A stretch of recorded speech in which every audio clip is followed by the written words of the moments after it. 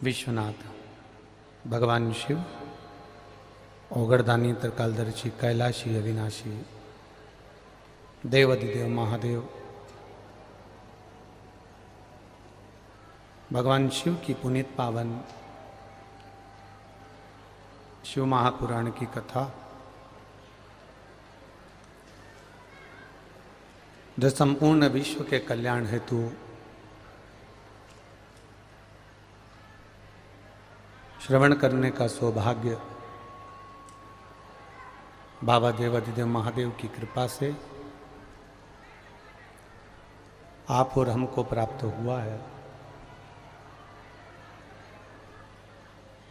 भगवान शिव ओगरदानी त्रिकालदर्शी कैलाशी अविनाशी कुबेर भंडारी देवाधिदेव महादेव जो नित्य संपूर्ण विश्व का कल्याण करने वाले हैं, ऐसे बाबा देवाधिदेव महादेव की कृपा से कंकर शंकर की पावन धरा सिद्धपुर सीहोर कुबेरेश्वर धाम की है पुण्यमय आनंदमय भूमि जो संपूर्ण विश्व का कल्याण करने के लिए बाबा विराजमान हुए। मां सीवन का पावन तट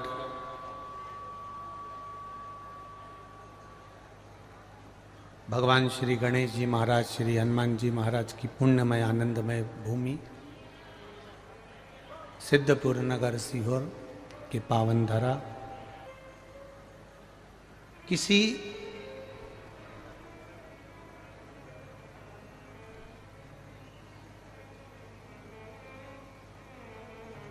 गलत जगह पर जब हमें जाना होता है तो हमारे लिए मार्ग सुलभ हो जाता है। जब हमें कहीं झूठ बोलना होता है, प्रपंच करना होता है, गलत करना होता है तो मार्ग सुलभ हो जाता है।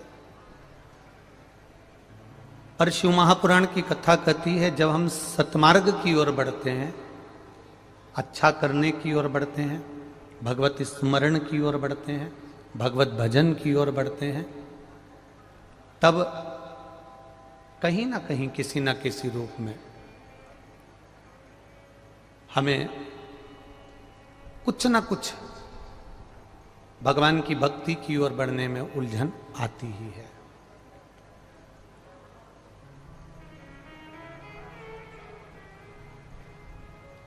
और मैंने तेरे ही भरोसे बाबा तेरे ही भरोसे हवा बिच उड़ती जावांगी बाबा डोर तो छड़ी ना मैं कटी जावांगी भोले मैं तेरी पतंग शंभू मैं तेरी पतंग हवा बिच उड़ती जावांगी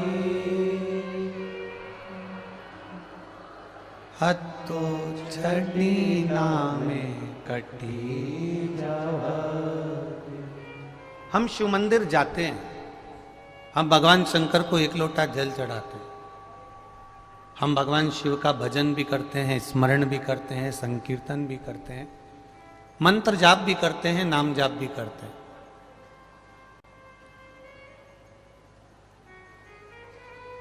पर शिव महापुराण की कथा एक बड़ी सुंदर बात कहती है।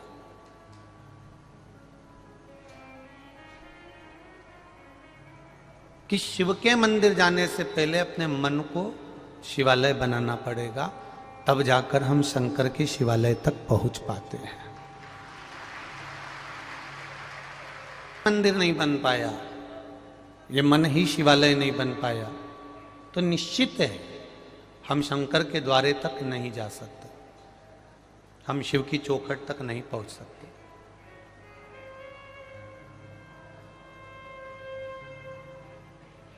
तेरे मंदिर में आना मेरा काम है और मेरी बिगड़ी बनाना तेरा काम। हम उसकी चौखट तक जब पहुंचे तो कुछ ना कुछ हमारे भीतर, हमारी चित्तवृत्ति में, हमारे मन में, हमारे हृदय में, हमारे स्मरण में कहीं शिव तत्व समाहित होगा, तभी हम शंकर की चौखट तक पहुंच पाते हैं, नहीं तो उसकी दरवाजे तक भी नहीं पहुंच पाते। उसकी कृपा, उसकी दया। ये 24,000 श्लोक की शिव महापुराण की कथा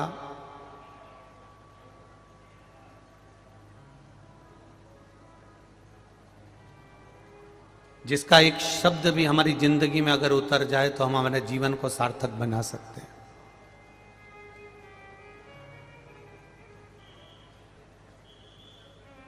केवल एक शब्द,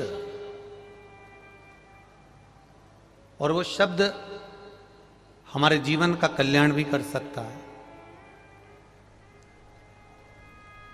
एक बार भगवान देवाधिदेव महादेव को भगवान ब्रह्मा जी पर क्रोध आ गया।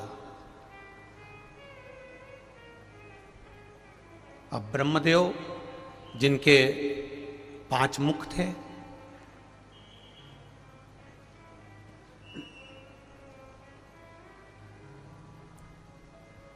और ज्ञाताओं में ज्ञाता, विद्वानों में विद्वान ब्रह्मदेव के 5 मुख,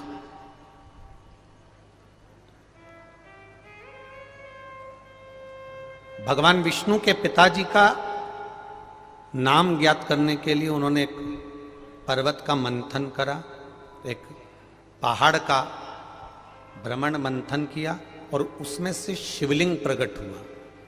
ये दुनिया का सबसे पहला शिवलिंग था जब भगवान ब्रह्मा और भगवान विष्णु ने प्रकट किया था।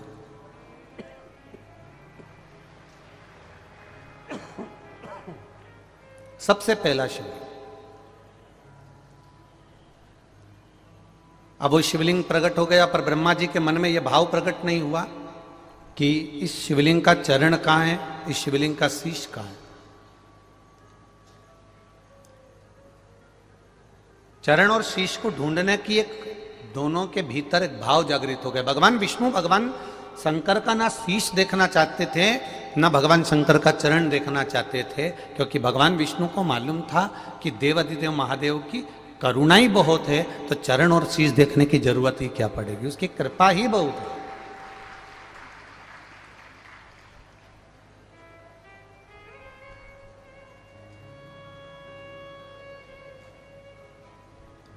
पर ब्रह्मा जी के मन में विश्वास जागृत नहीं हुआ, और ब्रह्मा जी ने विचार कर लिया कि मुझे कुछ भी करके, ब्रह्मा जी ने विचार करा कि भगवान शंकर का शीश कहाँ है, चरण कहाँ है, जरा मैं पता तो करूं। और ब्रह्मदेव के मन में यह भाव जागृत हुआ, और ब्रह्मा जी ने भगवान विष्णु से कहा कि मैं भगवान का शीश देखने जाऊं कि चरण देखने जाऊं, आप जो कहेंगे मैं स्वीकार कर लूंगा।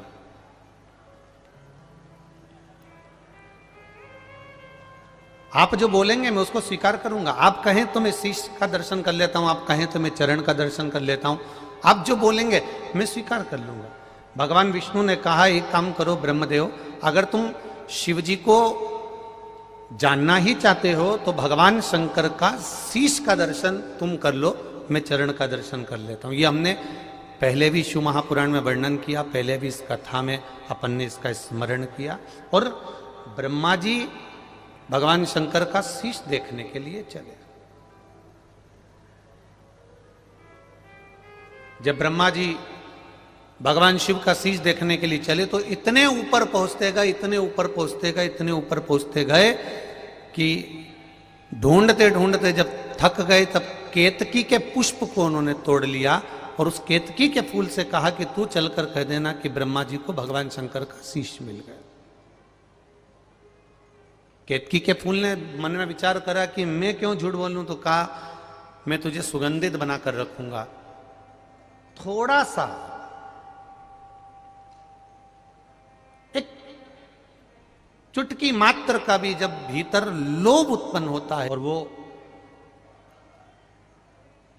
केतकी के फूल के भीतर ये बात प्रकट हो गई। अब केतकी के फूल ने कहा कि मेरी बात को अगर भगवान विष्णु ने नहीं माना तो जवाब कौन देगा। तो कहा, एक गौ माता को रोका, गाय को लेकर चले गए कि गौ माता तो भगवान विष्णु के सामने चलकर कह देना कि भगवान ब्रह्मा जी को भगवान शंकर का शीश मिल गया। तो गाय कहती है मैं क्यों झूठ बोलूं, मेरे झूठ बोलने का लाभ क्या होगा, फायदा क्या होगा। तो कहा घर में सबसे पहली रोटी जो बनेगी वो गाय मैं तुझको दूंगा। ब्रह्मा जी ने ये लेखनी में लिख दिया कि घर की सबसे पहली रोटी गौ माता को दी जाएगी, और गौ माता ने उस एक रोटी के लिए झूठ बोलने की हां भर ली।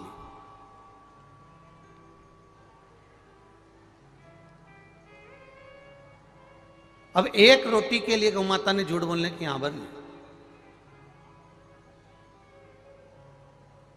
आए नीचे, भगवान विष्णु से पूछा ब्रह्मा जी ने, क्या आपको भगवान शंकर का चरण मिल गया, क्या आपको चरण प्राप्त हुआ भगवान शंकर का। भगवान विष्णु ने एक शब्द में कह दिया कि मुझे चरण नहीं मिला। भगवान शिव प्रसन्न हो गए और प्रसन्न होकर भगवान ब्रह्मा जी के सामने भगवान विष्णु से कह दिया, नारायण मैं आपको आशीर्वाद वर के रूप में प्रदान करता हूं कि तुमने सत्य बोला, इसलिए आज से तुम्हारा नाम सत्य नारायण के रूप में पूजा जाएगा। आप सत्य नारायण के रूप में पूजे जाओ।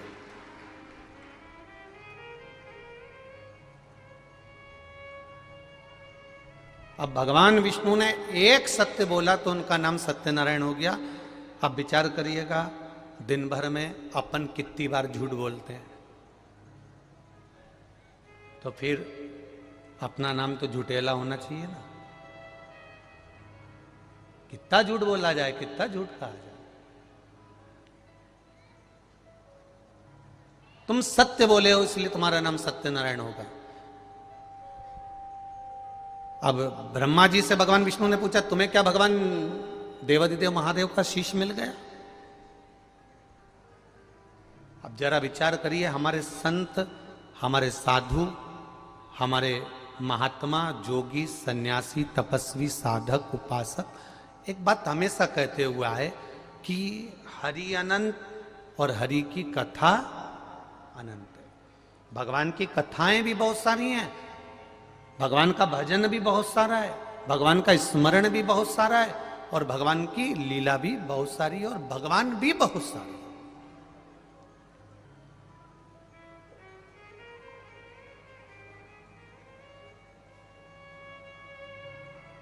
अब कोई कैसे बाच रहा है, कोई कैसे बाच रहा है, कोई कैसे ग्रहण कर रहा है, कोई कैसे ग्रहण कर रहा है, ये उसके ऊपर है।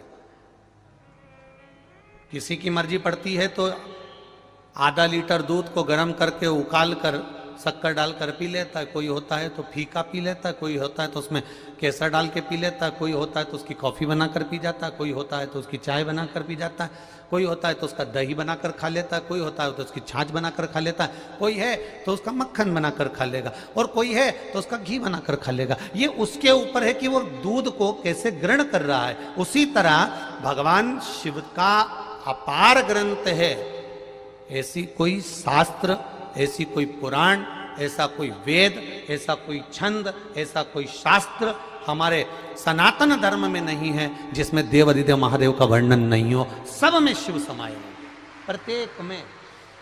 भागवत कथा की शुरुआत होती है तो भगवान शंकर से होती है, और राम कथा की शुरुआत होती है तो शंकर भगवान से होती है, विष्णु पुराण की शुरुआत होती है तो शंकर भगवान से होती है, गर्ग संहिता की शुरुआत होती है तो शंकर भगवान से होती है, मत्स्य पुराण की शुरुआत होती है तो शंकर भगवान से होती है, नारद पुराण, कुर्म पुराण, नर्मदा पुराण, लिंग पुराण, जितनी भी पुराणों की सूचना हम पढ़ें, जितनी भी पुराणों का अगर वर्णन किया गया है तो उसमें सबसे पहले देवादिदेव महादेव को आमंत्रित किया गया है। शंकर भगवान को विराट, शंकर जी का दर्शन मत करना, कोई ने कह दिया शंकर जी का चढ़ा प्रसाद मत खाना, कोई ने कह दिया कि शिव जी पे जल चढ़े तो उसको ग्रहण मत करना, पर शिव महापुराण की कथा कह रही है।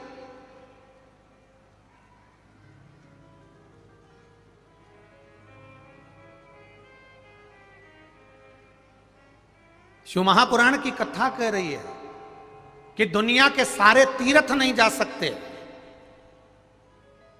पृथ्वी की सारी नदियों में स्नान नहीं कर सकते,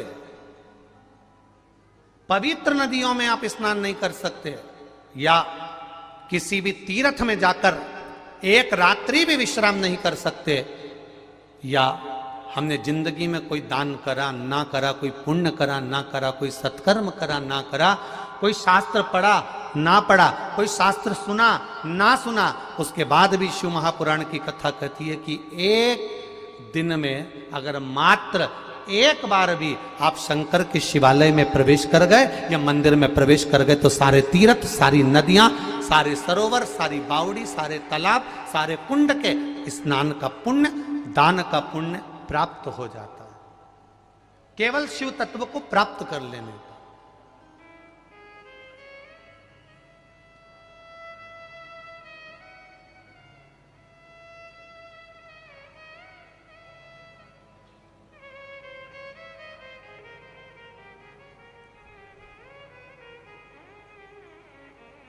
देखिए, प्रदीप नाम है ना, तो प्रदीप नाम के भी ढेरों लोग होंगे। आपका नाम अगर कमल है तो कमल नाम के ढेरों लोग होंगे। आपका नाम बिमला है तो बिमला नाम के ढेरों लोग होंगे। बोलो री जी हाँ, सही है कि गलत है? आपका नाम अगर भेरू है तो भेरू नाम के भी बहुत सारे होंगे।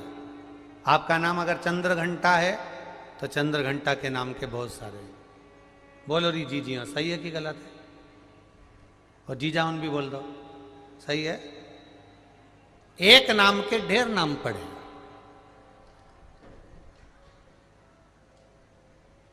पर नाम से तुम्हारी पहचान है क्या? अब प्रदीप प्रदीप प्रदीप, अमित अमित अमित, कमल कमल कमल, ढेर पड़े हुए हैं। नाम से कोई नहीं पहचानता। व्यक्ति की पहचान उसकी संगत से, उसकी रंगत से और उसकी मेहनत से होती है कि उसने मेहनत क्या करी है। व्यक्ति की पहचान उसके नाम से नहीं होगी।